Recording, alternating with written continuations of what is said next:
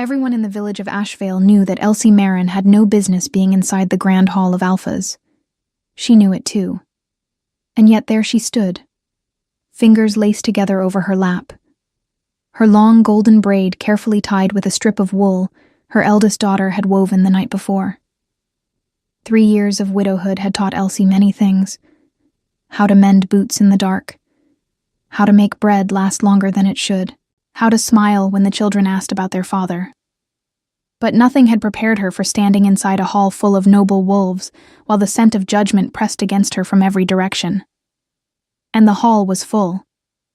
The Grand Pack gathering happened once every full lunar cycle, when the lords of the 4 packs of the Kingdom of Veldrath assembled inside Aston Castle to seal alliances, settle disputes, and, inevitably, arrange unions.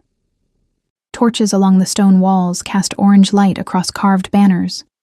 The grey wolf of Clan Greyvorn, the black raven of Duskfall, the twin spears of Iron Peak, and at the center, larger than all the rest, the iron-crowned wolf of the royal house, the symbol of the Alpha King, Evander of the Stone Throne. Elsie belonged to none of those houses.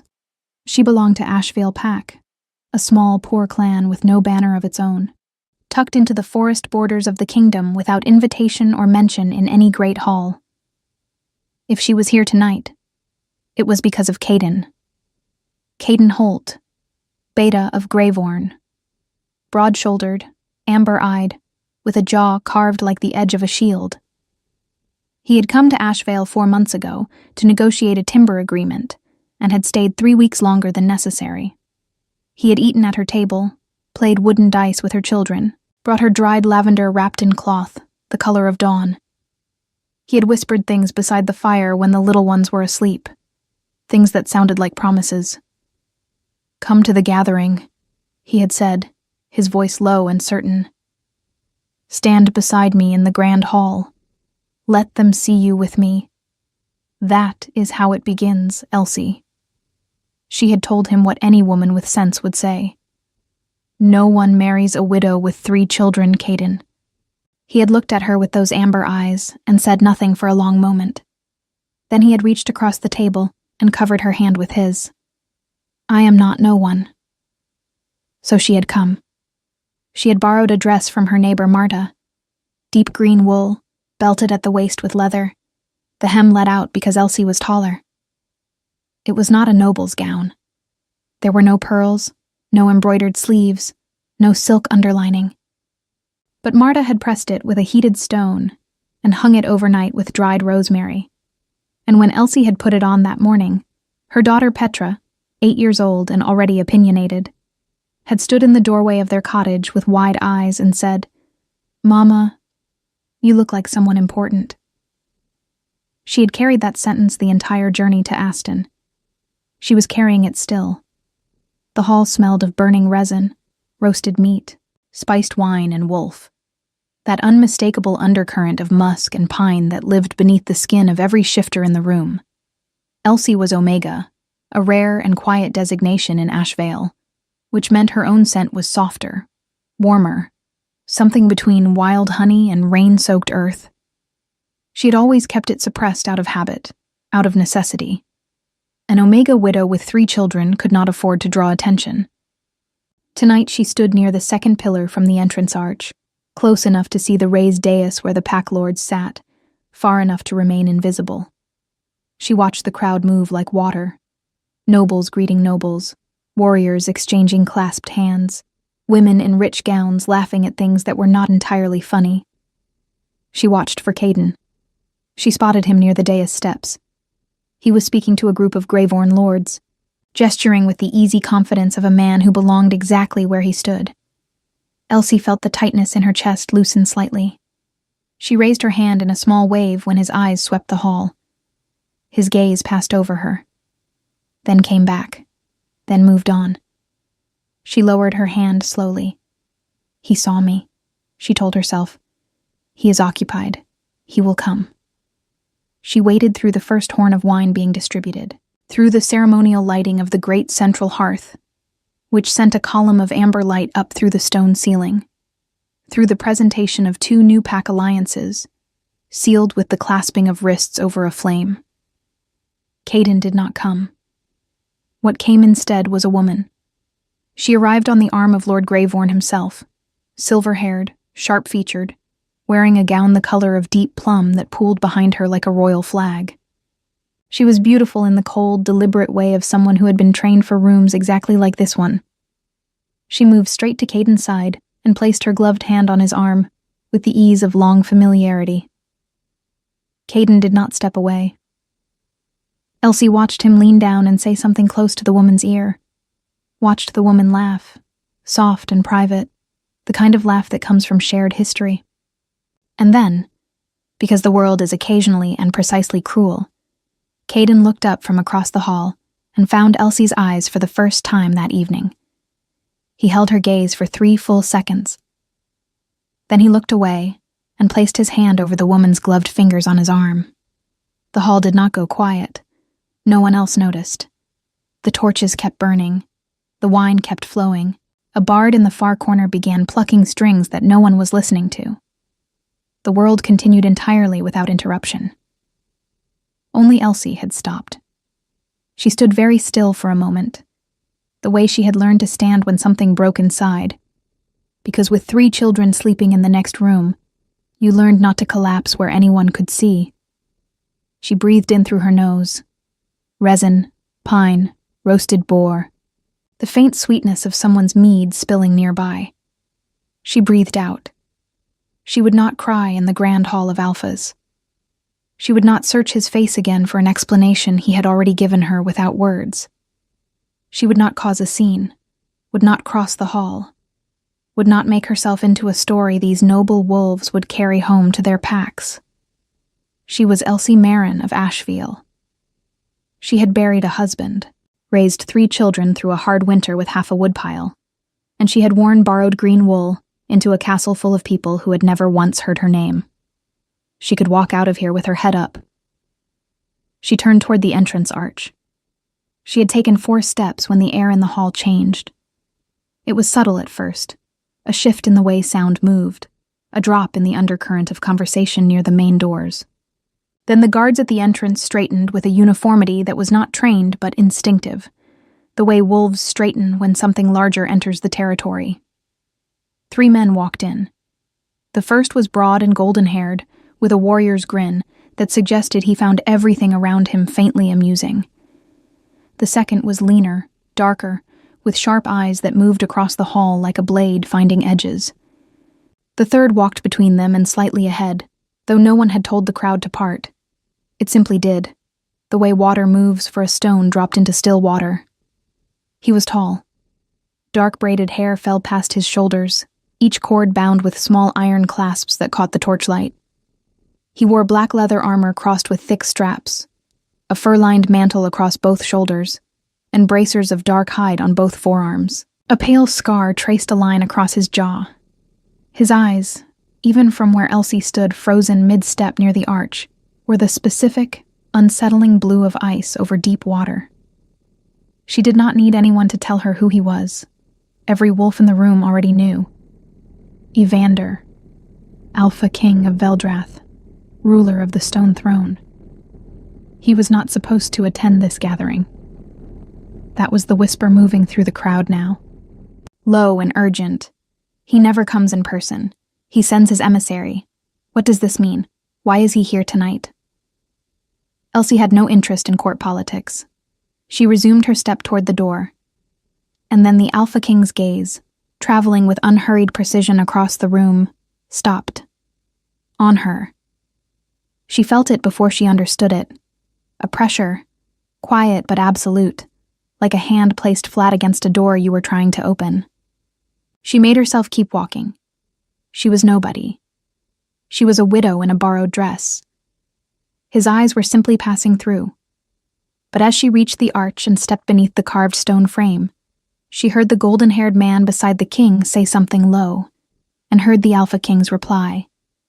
2 words, spoken in a voice built for command, and carrying without effort across 20 feet of noise. Who is she? Elsie stepped out into the cold corridor and kept walking. Behind her, the hall buzzed. She did not look back. The corridor outside the grand hall was cold, in the way that old stone is always cold. Not biting, but permanent, as though the chill had lived inside those walls for so many generations that it had become part of the architecture. Torches burned at intervals along the passage, their flames pulling sideways in a draft that came from somewhere Elsie could not identify. Her footsteps echoed against the floor, and she focused on that sound because it was something solid to follow. She had almost reached the outer vestibule when she heard boots behind her. Not one set, 3. She did not slow her pace, but every instinct she possessed, Omega instincts, quiet and old and sharper than most people credited, told her exactly who was walking in that corridor. The air had changed the same way it had changed in the hall. That same drop in ambient pressure, that same quality of space rearranging itself around a presence that did not ask permission. You walk quickly for someone who was standing still a moment ago. The voice came from her left. She turned her head and found the golden-haired man who had entered beside the king, now a few paces off, matching her stride with the comfortable ease of someone who spent a great deal of time filling silences with sound. Up close, he was younger than she had estimated, with laugh lines already carved into the corners of his eyes, and a scar across one eyebrow that somehow made him look more cheerful rather than less. "I was leaving," Elsie said, and kept walking. "So we noticed." This voice came from her right, the darker, leaner man, the one with blade-sharp eyes. He was watching her the way a hawk watches something that has not yet decided to run. "The question is why you were leaving quite so fast." "I had no reason to stay." "That depends," the golden-haired one said, "on what you consider a reason." Elsie stopped walking. She turned to face them both, and found that in stopping, she had also brought herself to face the third man, who had made no sound and offered no words, and was standing 6 feet behind her with his arms at his sides, and those ice-blue eyes fixed on her, with an attention so complete it was almost impersonal, the way a commander studies terrain before deciding what to do with it. She had stood before difficult men before. Her late husband's packlord had been difficult. The grain merchant who had tried to short her measures after the funeral had been difficult. She knew how to hold her ground without appearing to hold it. She folded her hands in front of her and addressed the one who had spoken first. "I don't know you," she said. "Or you." She shifted her gaze to the darker man. Then, because there was no dignified way to pretend the third man wasn't there, "Or your companion." "Rolf," said the golden-haired one, touching his chest. "Rolf Ashbourne, first blade of the stone throne, and on most days, the most charming person in any given room." "Davin," said the dark one, without elaboration. The third man said nothing. Rolf tilted his head toward him with the expression of someone introducing a piece of furniture that had developed opinions. "And that is—" "I know who he is," Elsie said quietly. The Alpha King of Veldrath looked at her without blinking. The scar along his jaw caught the torchlight. He was bigger than he had seemed across the hall, broader through the shoulders, the fur mantle adding mass to a frame that did not need it. The iron clasps in his braids were small wolves, she realized. Tiny carved wolves, each no larger than her thumbnail. "Then you know," Evander said, "that when I ask a question, I am accustomed to receiving an answer." His voice was lower in the corridor than it had been in the hall. Not quieter. Low. The way a river is low before it deepens. She noticed, with the part of her brain that noticed things involuntarily, that he smelled of pine resin and cold iron, and something underneath that she could not name, but that her Omega senses registered with uncomfortable clarity as significant. She kept her hands still. "You asked who I was," she said. "To your companion, not to me." A pause. Rolf made a small sound that might have been a suppressed laugh. "So I did," Evander said. The expression on his face did not change, but something behind his eyes shifted. Not warmth exactly, but interest. Focused, specific interest, the kind that did not arrive from politeness. "Then I will ask you directly. Who are you?" "Elsie Marin, of Ashvale." Ashvale. Davin said the name, the way one might repeat an unfamiliar word in a foreign tongue, not unkindly, but with the particular cadence of someone filing information. A border pack. A small one, she agreed. You would have no reason to know it. I know every pack in Veldrath, Evander said. Ashvale produces the finest birchwood in the eastern reaches. Their pack lord is a man named Garrett, who has sent 3 petitions to my court in the past year without receiving a response, which is an administrative failure I intend to correct. He paused. You are not Garrett's mate. I am not anyone's mate, Elsie said, and then immediately wished she had chosen a different way to phrase that, because Rolf's eyebrow climbed his forehead, and Davin looked at the ceiling with the expression of a man exercising great restraint.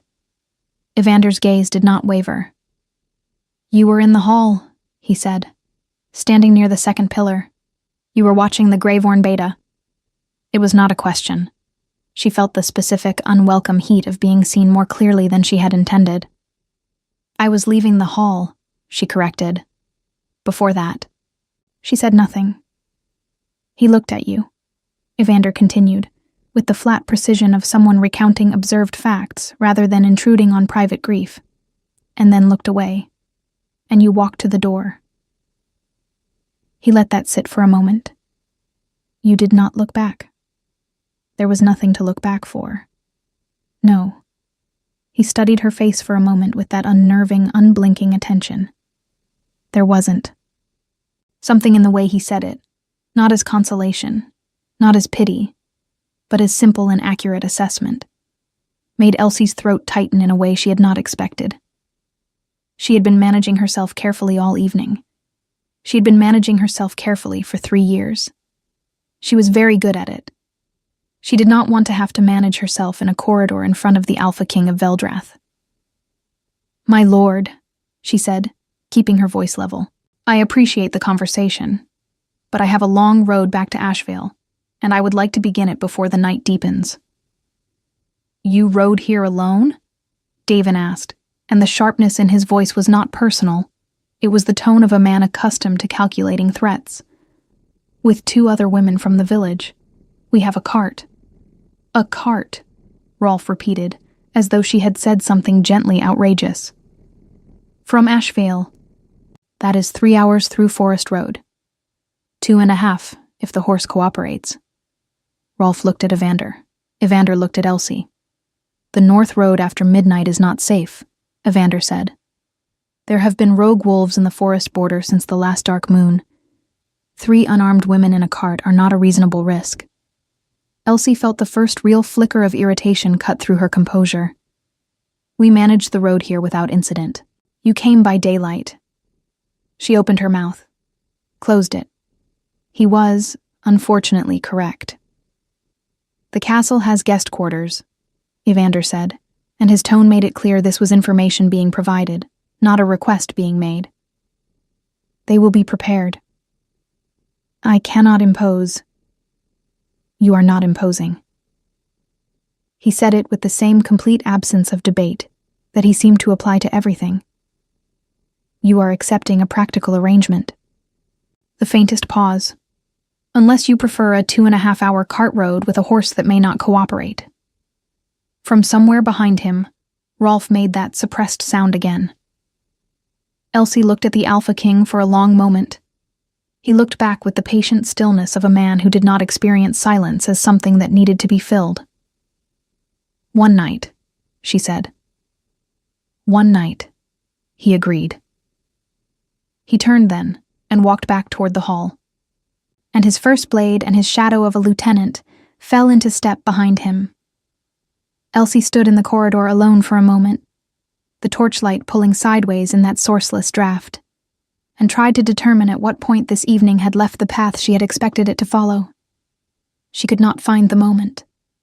It seemed to have happened somewhere between a borrowed green dress and the specific blue of a king's eyes, finding hers across a crowded hall. She heard footsteps returning, and turned to find a young castle servant, a girl of perhaps 16, with a gray tunic and ink-stained fingers, approaching with a small bow. My lady, I am to show you to the East Wing quarters. Elsie almost corrected the title. My lady was not something anyone had called her since before her husband died, and even then it had been something of a village courtesy, rather than a genuine designation. She decided, for tonight, to let it stand. She followed the servant girl down the corridor, and behind her, back in the warmth and noise of the grand hall, she heard, very faintly, the voice of Caden Holt asking someone if they had seen where the king had gone. Nobody answered him. The East Wing quarters were finer than anything Elsie had slept in since before her marriage. She stood in the doorway for a moment after the servant girl left, taking in the room with the careful attention of someone who understood the value of things. A wide bed with a wool blanket the color of dark moss. A stone hearth with a fire already burning, fed with birch logs that crackled cleanly. A table with a clay pitcher of water, a bowl, and a small oil lamp. Tapestries on the walls. Hunting scenes. Wolves running through stylized forests. A crowned figure standing on a hill with arms wide and head thrown back toward a painted moon. Simple by castle standards. Extraordinary by Ashvale standards. She set her traveling cloak on the chair by the fire and sat on the edge of the bed and allowed herself, finally, to feel the weight of the evening. It settled over her slowly, the way cold does, first at the edges, then deeper. Caden's amber eyes passing over her, his hand covering the gloved fingers of a woman who wore plum silk and walked like she had never once questioned her right to a room. The 4 months of dried lavender and fireside conversations and 3 children who had started, without being told to, calling him by his name instead of the visitor. Petra had drawn him once in chalk on the hearthstone. Elsie had not erased it immediately, and now she was not sure she remembered erasing it at all. She pressed her palms flat against her knees and breathed. No one marries a widow with 3 children. She had said those words herself. She had said them first, before anyone else could. That was a habit she had developed early. Name the wound before someone else could use it as a weapon. But saying it yourself did not make it stop being true. It just meant you held the blade by the handle, instead of finding it pointed at you. A knock at the door pulled her back. She stood quickly, smoothed the green wool, and crossed to open it. The woman on the other side was perhaps 40, with silver-threaded auburn hair coiled at her neck, and the bearing of someone who managed things. She carried a small tray with a cup of warm broth, a heel of dark bread, and a cloth folded over her arm. "From the kitchens," she said, with a brisk nod. "And a fresh cloth for washing. I am Henna. I manage the East Wing." She stepped inside without being invited, which Elsie decided was simply the manner of a woman who had spent decades ensuring things were done correctly. "The 2 women you arrived with have been given quarters in the servants' wing. Comfortable ones, I want to be clear." They seemed rather stunned about the whole arrangement. "That makes 3 of us," Elsie said. Henna set the tray on the table and turned to look at her with the frank appraisal of someone who did not bother with social performance. Her eyes moved from the borrowed dress to the leather belt to the braid Petra had tied, and then back up to Elsie's face. "Ashvale," she said. "Yes." "You know the king does not attend the gathering in person." It was not a question. "So I gathered from the hall. He has not attended in 2 years. Henna folded her hands in front of her. "He arrived tonight without notice, which meant half my staff spent an hour in complete disorder." She said this without resentment, simply as information being relayed. "He stayed in the hall for less than 1 hour. Then he was in the corridor." A pause. Then he returned to the hall and instructed the steward to prepare East Wing quarters for a guest. Elsie said nothing. "I have worked in this castle for 19 years, Henna continued, with the measured delivery of someone making a precise point. "I have never seen East Wing quarters prepared for someone who was not nobility, diplomatic envoy, or family." The fire crackled. Elsie looked at the tray because it was easier than looking at Henna. "He said the road was dangerous," Elsie said. "Rogue wolves in the forest border." "That is true," Henna said. "It is also true of many roads, many nights, and many travelers who were not offered East Wing quarters." She picked up the folded cloth from the tray and held it out. Drink the broth while it is warm. The fire will hold through the night. I have had it banked. Breakfast is at first bell in the main hall, or I can have it brought here, whichever you prefer." "Here," Elsie said quickly, and then felt faintly embarrassed at the speed of it. Henna almost smiled. "Here, then." She moved toward the door, then paused with her hand on the frame. "The green suits you," she said without looking back. "Better than whoever it was made for." She left. Elsie sat back down on the edge of the bed, held the cup of broth in both hands, and stared at the fire. She was still sitting there, the cup long empty and the fire burned lower, when the second knock came. This one was different. Not the brisk rap of a woman with a tray, but a single deliberate knock, the kind that does not repeat itself because it does not expect to be ignored. She set the cup down and crossed to the door. Evander stood in the corridor without his mantle. Without the mantle, he was somehow both less imposing and more. The armor reduced to its essential structure, the iron clasps in his braids catching the corridor torch, his arms at his sides with that characteristic stillness. He was alone. No Rolf, no Davin, no guards visible, though she suspected that was somewhat illusory. "My lord," she said, and was proud of how ordinary her voice sounded.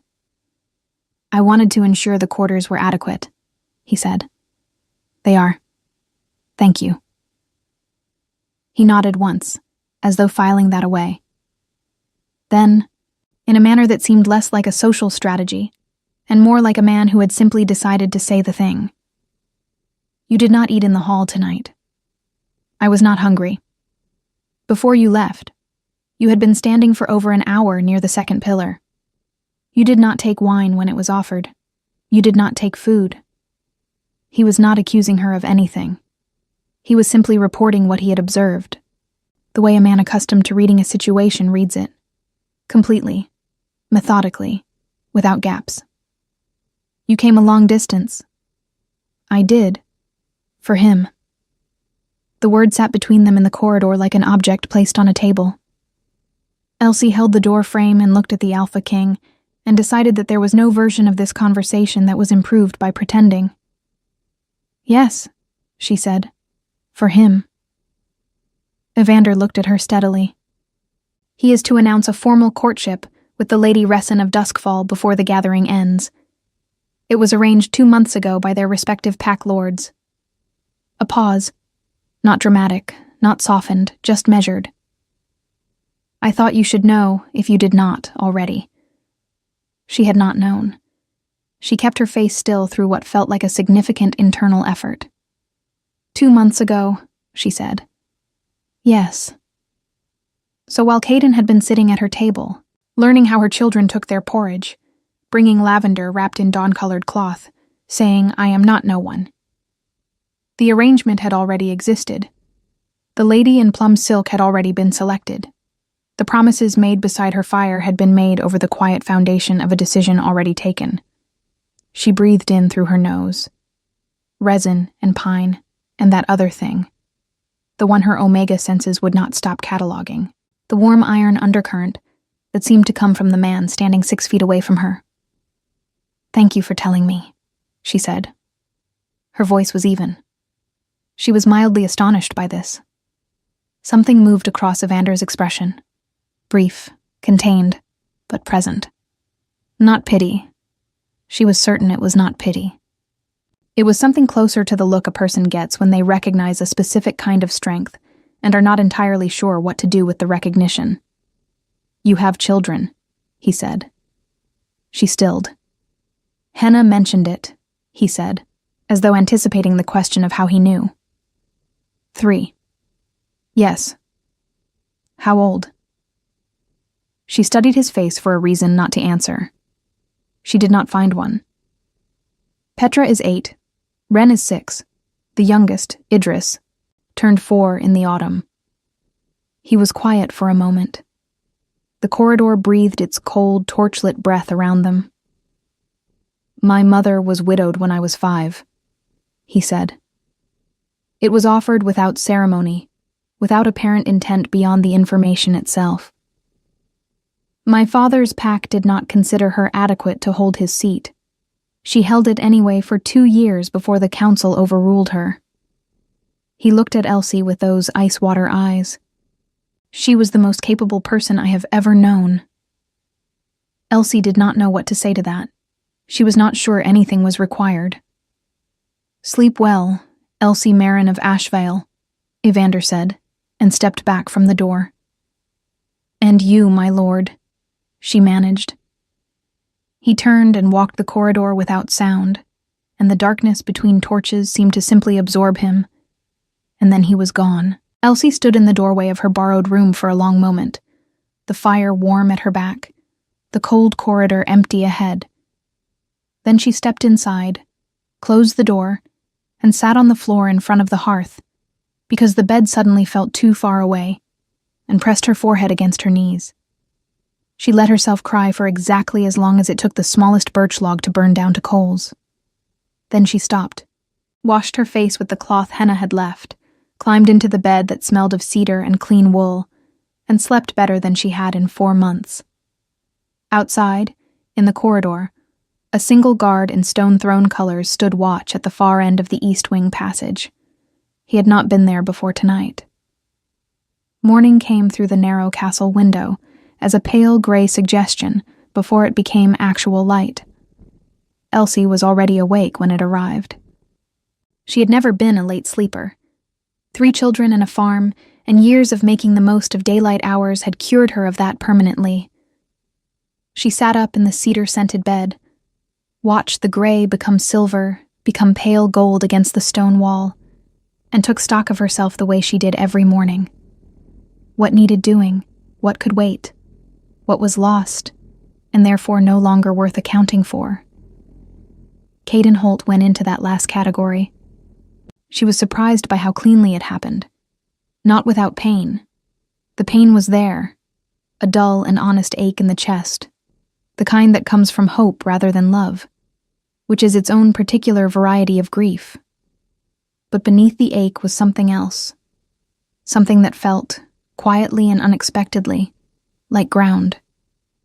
She had walked into that hall last night as someone waiting to be chosen. She had walked out as herself. There was a difference. She was still locating the edges of it. Breakfast arrived at first bell as promised. Dark bread, soft cheese, a pot of something hot and herbed that was not quite broth and not quite tea, but sat warmly in the chest regardless.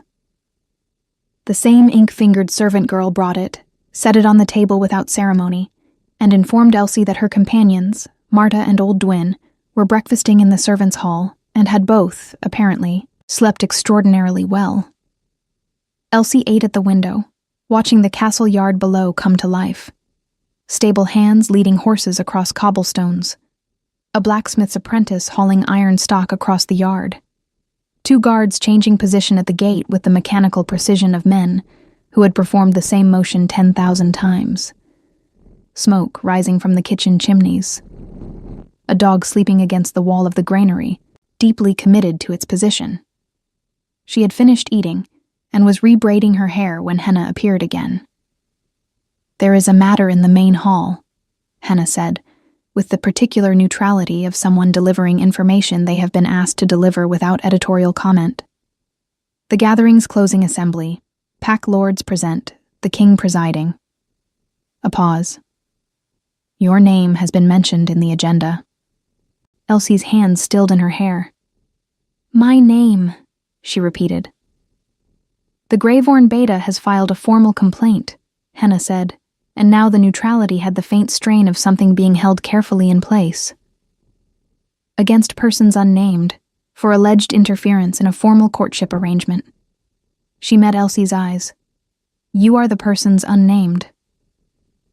The bread she had just eaten became briefly complicated. "He has no grounds," Elsie said. "I did not interfere in anything. I did not even speak to him." "That is likely the defense you will want to present," Henna agreed without inflection. "The assembly convenes at second bell. You have time to finish your hair." She left again. Elsie stared at the door. Then she finished her braid, straightened the borrowed green dress, and walked to the main hall with her hands perfectly steady and her heart beating at a pace she chose not to examine. The assembly hall was the castle's formal space, larger than the grand hall, colder, with high stone arches and long tables arranged in a horseshoe around a central open floor. Pack lords occupied the inner seats, their gamma attendants and sworn warriors behind them. The Lady Resin of Duskfall sat at her lord father's right hand in a gown the color of midnight, her face composed into the beautiful blankness of a woman who had been trained to show nothing. Caden stood near the Greyvorn table. He looked, Elsie noted with a kind of distant clarity, less like a man filing a legitimate complaint, and more like a man who had been talked into filing one and was now slightly less certain about the wisdom of that decision. His amber eyes found her when she entered, and then slid away quickly, which she considered its own kind of answer. At the head of the horseshoe, on a chair that was not quite a throne but was positioned like one, sat Evander. He had his mantle back on. The iron wolves in his braids caught the morning light from the high windows. His arms rested on the chair with the loose authority of a man who had been carrying the weight of a room for so long it no longer registered as weight. He did not look at Elsie when she entered. She was shown to a position in the open floor by a castle steward, which meant she stood in the center of the horseshoe with every pack lord and Veldrath arranged around her in a shape that was technically a seating formation and practically something that felt a great deal like a trap. Lord Greyvorn spoke first. He was a large man going silver, with the measured voice of someone who had learned that authority does not require volume. "The matter is straightforward," he said. "Beta Caden Holt entered into a verbal agreement with a woman of Ashvale Pack, which agreement he believes may have misled her regarding the nature and intentions of their association. He wishes the record to reflect that no formal courtship was ever declared, and that any expectations on the part of the Ashvale woman were not sanctioned by Greyvorn." He folded his hands on the table. He requests that the matter be acknowledged and closed. There was a silence. Elsie stood in the center of the horseshoe and understood, with complete clarity, what was happening. This was not a complaint against her. This was a preemptive defense. Caden was not here to accuse her of anything. He was here to publicly diminish what had passed between them before she could give her own account of it. To reduce 4 months of dried lavender and chalk drawings and fireside promises to something that had never been formally sanctioned and therefore had never quite existed. She was being erased, tidily, officially, in front of witnesses. She breathed in. Then Rolf spoke from his position behind the king's chair, and he was not for once smiling. "I would like to understand," he said pleasantly, "why a beta of Greyvorn required a formal assembly to address a private misunderstanding with a woman from a border village. This seems like a significant use of a packlord gathering. The king's presence at the gathering makes it appropriate to resolve matters of pack conduct," Lord Greyvorn said. "The king's presence," Davin said from Evander's other side, with his habitual economy of expression, "was not anticipated, was not requested, and was not arranged for the purpose of providing a forum for Greyvorn's domestic clarifications." A murmur moved through the assembly. Caden's jaw tightened. Elsie looked at the floor, then made herself look up. "May I speak?" she said. The room went quieter. Heads turned. An Omega woman from a border village asking to address a formal pack assembly was not, apparently, a frequent occurrence. Lord Greyvorn looked at the king. Evander, who had said nothing since the assembly began, turned his eyes to Elsie for the first time that morning. He looked at her for a moment, that same complete, unhurried attention, and then said to the room, "She may speak." Elsie turned to face Lord Greyvorn directly, because he was the one who had spoken, and she had been raised to address the person who addressed you. "I had no formal agreement with Beta Caden Holt," she said. Her voice carried cleanly in the stone hall. "I made no formal claim.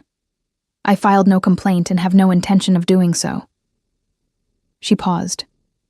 "I came to the gathering because I was invited by someone I trusted. I left the gathering when it became clear that trust had been misplaced. I stayed the night in the castle because the king's household determined the road home was not safe for 3 women after dark. She looked at Lord Greyvorn steadily. "I am not certain what record required correction, my lord, since I have corrected nothing and accused no one. But if the record now reflects that I am a woman who walked into this castle and walked out of it without dishonor, I am satisfied with that." A longer silence this time. Somewhere in the assembly, someone cleared their throat. Caden was looking at the table. Lord Greyvorn opened his mouth. "The matter is closed," Evander said. It was 4 words, and they landed with the particular finality of something that does not invite response. Lord Greyvorn closed his mouth. The murmur that moved through the room this time had a different quality. Not uncertain, but recalibrating. The sound of people revising assessments they had made when they walked in. Evander rose from his chair. "Before this assembly concludes," he said, addressing the room with the same unhurried authority he seemed to apply to everything, "I wish to acknowledge a matter of pack administration that has been pending at my court." He looked at Lord Greyvorn. "Ashvale Pack has filed 3 petitions in the past year. They will receive a formal response within a fortnight, and a direct envoy from the Stone Throne to review their border concerns." He paused. "Ashvale is a small pack. Smallness is not the same as insignificance. I would appreciate it if the lords of this gathering carried that distinction home with them." He did not look at Elsie when he said it. He did not need to. The assembly dissolved with the scraping of benches and the low tide of conversation resuming. Elsie stood in the center of the floor as the room rearranged itself around her, and Marta appeared at her elbow from somewhere. Warm, solid, smelling of the bread she had eaten that morning, and took her arm without saying anything, which was the thing Elsie most needed. She was almost at the door when she heard her name. She turned. Caden stood 3 paces behind her. Without the assembly around them, he looked smaller than he had at her fireside, not physically, but in some essential way, the way things look smaller once you have seen the thing they were pretending to be. "Elsie," he said. He stopped, started again. "I did not intend." "I know," she said, and she did. That was the thing about men like Caden. They never intended. They arrived warm, and they left quietly, and they never intended any of it to mean what it meant to the person who had been sitting across the fire. "The children," he began, "are mine," she said gently. "They were always mine." She turned and walked out. Behind her, she heard nothing. The cart was ready in the castle yard by mid-morning. Elsie had packed the small bundle she had arrived with, which had not been large to begin with, and had folded Marta's green dress carefully and set it on the bed, then changed back into her traveling clothes. The simple linen underdress, the leather belt, the gray wool cloak with the capuz that Petra had declared made her look like a forest spirit. She had rebraided her hair herself, tighter than the night before, and stood for a moment in the empty east wing room, looking at the dying fire and the cedar-scented bed and the tapestry of the crowned wolf with its arms open to the painted moon. Then she walked out. Marta was already in the yard, loading the cart with the energy of a woman who had slept well in a castle and was not prepared to be melancholy about leaving one. Old Dwin sat on the cart bench wrapped in 2 cloaks, drinking something hot from a clay cup that a kitchen servant had apparently pressed upon her, and looking extremely satisfied with the entire experience of the past 18 hours.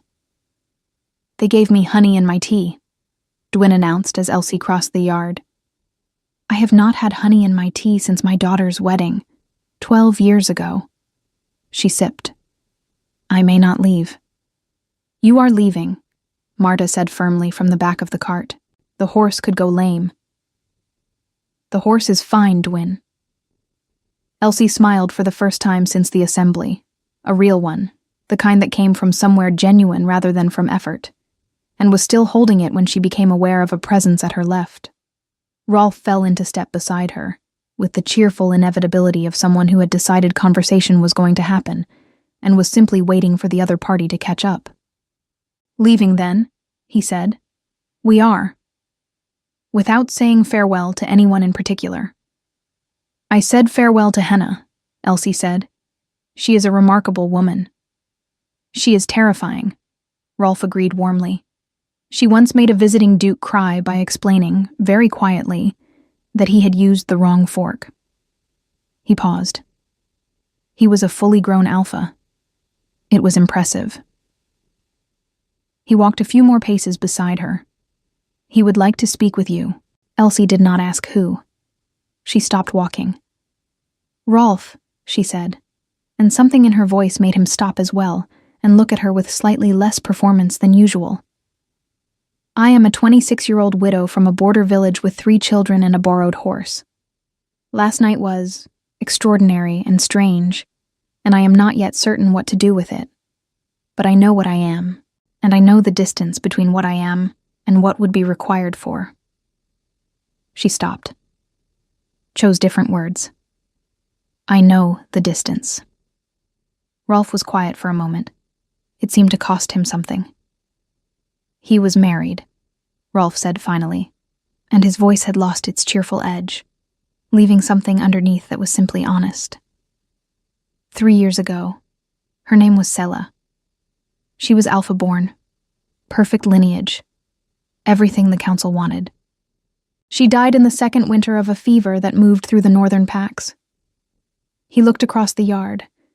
Since then, he has attended no gatherings, accepted no courtship recommendations, refused every name the council has brought before him. He looked back at Elsie. He came last night because Davin told him the Greyvorn Beta had been making promises in the border territories to an Omega widow who did not know they were empty. Evander does not tolerate that kind of cowardice in men who serve under his kingdom's authority. A pause. That was why he came. What happened after he arrived was something else. Elsie stood in the castle yard with the morning cold on her face and the smell of hay and horse and iron around her, and felt the ground she had found that morning shift slightly under her feet, not disappearing, but expanding, the way ground does when you discover there is more of it than you had mapped. He is the Alpha King, she said. He is, Rolf agreed. I have 3 children. He is aware. The council, Rolf said, with a brightness that had a very sharp edge underneath it, does not choose the king's mate. The king does. He tilted his head. He is in the east corridor. He will not come to you. He does not do things that way. But he is there. He said nothing else. He simply stopped walking, which was its own kind of direction. Elsie looked at the cart. Marta had climbed up to the bench and was arranging her cloak. Dwin was finishing her honey tea with the dedication of someone savoring a finite pleasure. The horse stood with the patient resignation of horses everywhere. She turned and walked back into the castle. The east corridor was where she had stood the night before, beneath the carved stone arch, when she had first heard his voice behind her. It was quieter now than it had been in the evening. The gathering was dissolving, pack lords departing with their retinues, the great hall being cleared and reset. The corridor felt longer in morning light, the torches unlit, daylight coming thin and gray through arrow-slit windows. Evander was standing at the far end, looking out of one of those narrow windows at the yard below. He turned when he heard her footsteps, and for a moment they simply stood at opposite ends of the corridor and looked at each other across that distance. She walked until she was close enough to speak, without raising her voice. Rolf said you wanted to speak with me, she said. Rolf talks considerably more than is strictly necessary, Evander said. He mentioned that also. She folded her hands. My lord. He looked at her steadily. In the gray morning light, the scar on his jaw was more visible, a pale seam against his skin. The iron wolves in his braids were still. He was wearing the mantle again, but the armor beneath it seemed less formal in daylight, more like the skin of a man than the costume of a title. I have something to say to you, he said, and I would prefer to say it plainly, rather than through the architecture of a formal approach, because I have found that formal approaches create more distance than they intend. Plain is better, Elsie agreed. My court will send an envoy to Ashvale within the fortnight, he said. That is already arranged, and has nothing to do with this conversation. Your pack lord will have his petitions answered. That would have happened regardless. He held her gaze. What I am about to say is separate from that. She waited. I would like to visit Ashvale myself, he said. Not as king conducting administrative review, as a man asking permission to call upon a woman. A pause. You. To call upon you. The corridor was very quiet. I have 3 children, Elsie said, because it seemed important to keep saying it, to keep placing it in the center of every conversation like the fact it was. You have 3 children, he agreed, without any of the hesitation she had learned to expect around those words. Petra, 8. Ren, 6. Idris, 4. Since the autumn. She stared at him. I remember what people tell me, he said simply. Something in her chest did a thing she had not asked it to do. She pressed on. The council serves the kingdom, Evander said.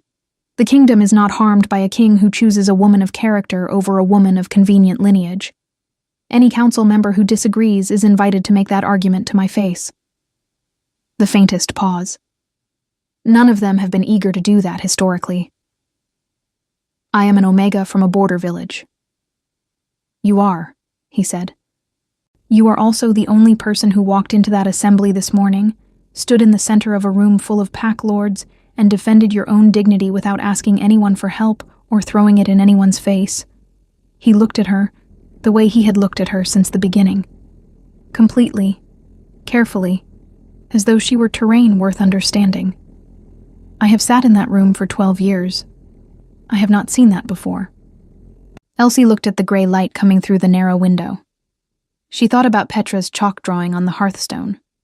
About Ren, who still sometimes climbed into her bed in the middle of the night, without explanation, and simply went back to sleep pressed against her side.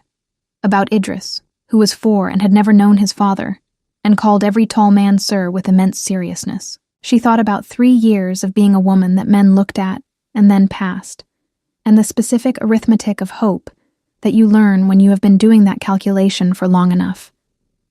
Then she looked at Evander, at the iron wolves in his braids, and the scar on his jaw, and the ice-blue eyes that had not once looked at her with pity or condescension, or the careful management of expectation. That had looked at her, simply, as though she were worth the full attention of the looking. You may visit Ashvale, she said. Something moved across his face. Not a smile, not quite, but the precursor to one, the thing that exists before a smile in a man who has not had much occasion for them. Thank you, he said. And then, with the same plain directness he had applied to everything. Your children will not be a complication to navigate, Elsie. They will be part of what I am coming to know. She nodded once, because her voice had decided briefly to take its leave. He walked her back to the yard himself. Not with ceremony, not with a retinue. Simply walked beside her through the corridor and out into the cold morning light, where Marta took one look at who was accompanying Elsie and grabbed Dwin's arm with enough force to slosh the last of the honey tea. Rolf was leaning against the yard wall with his arms crossed and the expression of a man trying very hard not to look pleased with himself. He was failing entirely. Evander helped Elsie up to the cart bench himself, one hand, brief and steady, and stepped back. Safe road, he said. And you, my lord? She said. The cart moved out through the castle gate and into the pale morning, the horse cooperating without complaint, Dwin quietly recounting the honey tea to herself as though committing it to memory, Marta sitting very still and saying nothing, which for Marta was an almost unprecedented event. Elsie looked back once, at the gate. Evander was still standing there. He raised one hand, not a wave exactly, just an acknowledgement, a small and certain gesture. She faced forward. He came to Ashvale 16 days later, as the first snow of the season began to fall. He came without royal escort, without banners, without the formal apparatus of a king on official business. He came with Rolf and Davin and 2 stone throne guards, who positioned themselves at the village edge and stayed there. He arrived at Elsie's cottage door in the early afternoon, when the light was soft, and the birch trees around the village were pale white columns against a white sky, and knocked with the same deliberate single knock she had first heard in the castle corridor. Petra opened the door. She looked up at the tall man with the braided dark hair and the ice-blue eyes and the scar on his jaw, and then looked past him at Rolf, who gave her a small wave and then looked back. "Are you the king?" she asked. "I am," Evander said. Petra considered this with the gravity of an 8-year-old taking a serious matter seriously.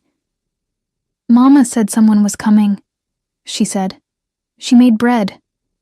That was kind of her. Petra stepped back from the door. "You can come in," she said. "But you have to take your boots off. Idris just cleaned the floor." From somewhere inside the cottage, Elsie's voice came, warm and mortified. "Petra." "Those are the rules," Petra said firmly, to the Alpha King of Veldrath. Evander looked down at his boots. Then he reached down and began unlacing them. Rolf, behind him, made the sound he had been making since the corridor in Aston Castle, that suppressed, helpless thing that was trying not to become laughter and consistently failing. Davin looked at the sky with great patience. Elsie appeared in the doorway with flour on her hands, and what was either horror or the beginning of something that had not yet decided what it was going to be. Evander looked up at her from the doorstep, one boot in hand, and smiled. It was the first time she had seen him do it. A real one, unhurried and unguarded, the kind that changes a face entirely. She laughed.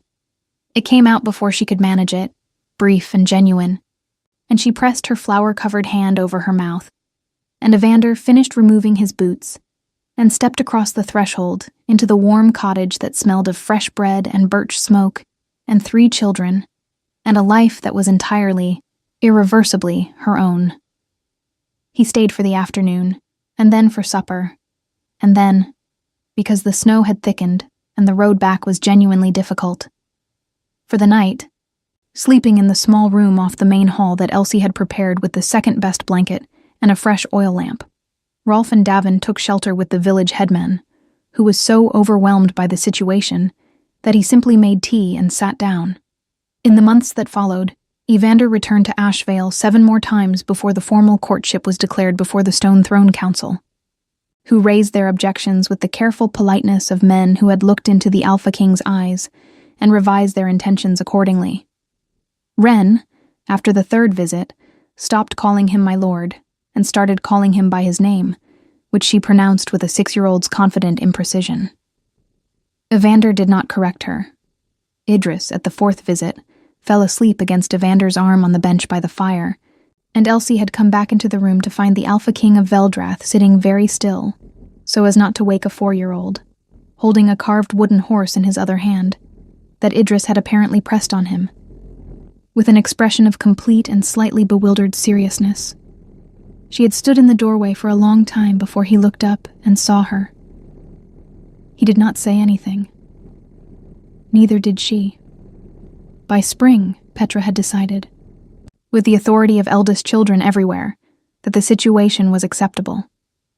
She announced this at breakfast one morning without preamble, between bites of porridge, addressing the table at large.